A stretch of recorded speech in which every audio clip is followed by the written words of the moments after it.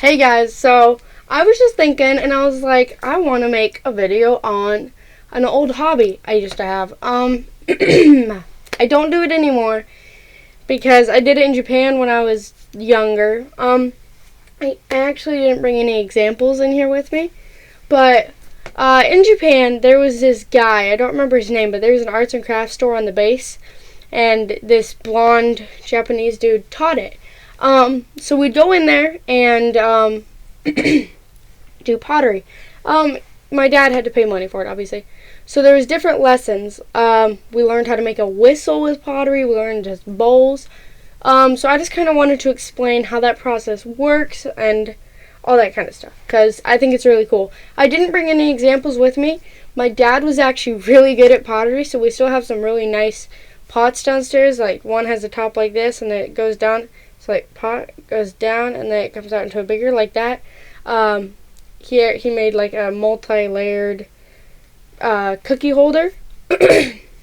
So there's a lot of stuff you can make out of pottery that actually lasts. Like this stuff has lasted us probably like 7 years. Like it's still really nice. So I just want to kind of walk you guys through the process that I remember and just see what I can do. First we would go in there. He would give us, today we're going to make a whistle. I don't remember how we made a whistle. I think we just like made a base, gave it, like we made it into an animal too. So like we'd blow on the tail and the mouth would go, like a whistle. So I'm going to just talk about, let's say we were making a bowl. We're making a bowl. All the pottery I personally have is really bad, so probably good I didn't bring examples in that case. But yeah, so we're making a bowl. First, we would get a spinny little, you put the pottery on it, make it spin. We'd get sponge and water so we could properly do it. And we would mold it out to what we wanted it to be. And he would take it to the back room where like everything was, where he had shelves upon shelves of other people's pottery. Because obviously he didn't just do classes, he also like just made pottery for people, which is really cool. So he'd put our pottery in this machine that would dry it. And usually the stuff on the shelves are just for other people. So like if he's making pottery for somebody else, he'd put them on there so they could either A, dry, or just B, sit. I think he uses a machine for the drying though, so most of the pottery that was on that shelf was just for, sitting there till he got it shipped out. So put it in the machine. The next time we had class, we would come there, pull it out of the machine, come back out.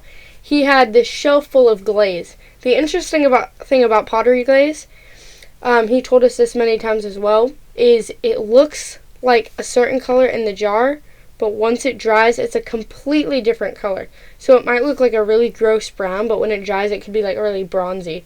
Like the paint is made to dry in a certain way, so it looks really glossy and pretty.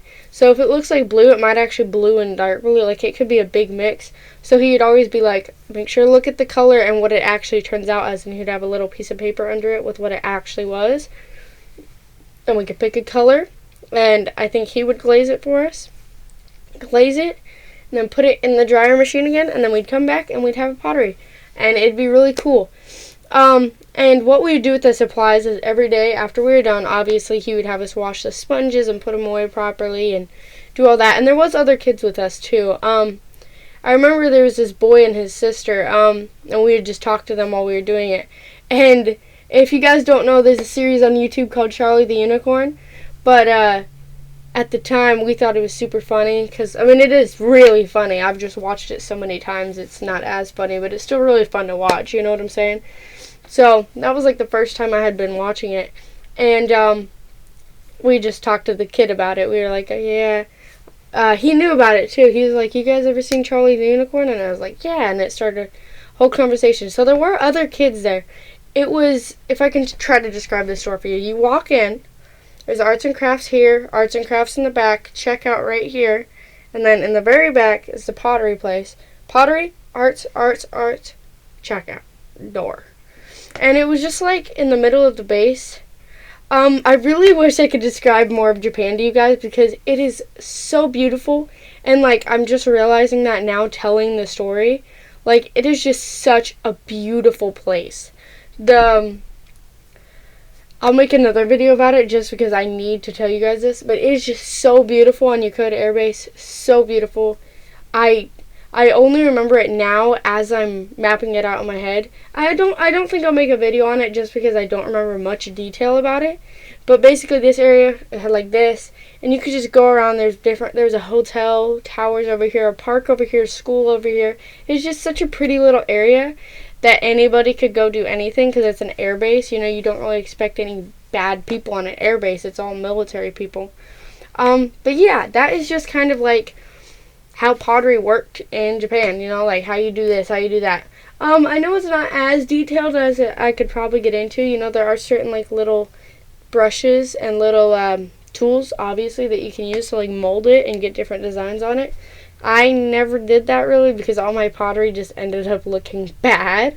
But like you can carve your name in on the bottom and stuff. And I think it's a really cool thing to do if you're looking for a hobby because it's just really fun, you know, like it's so intricate, and when it's done, if you did what you're supposed to do, it could turn out really good, and it's just like your own personal little thing.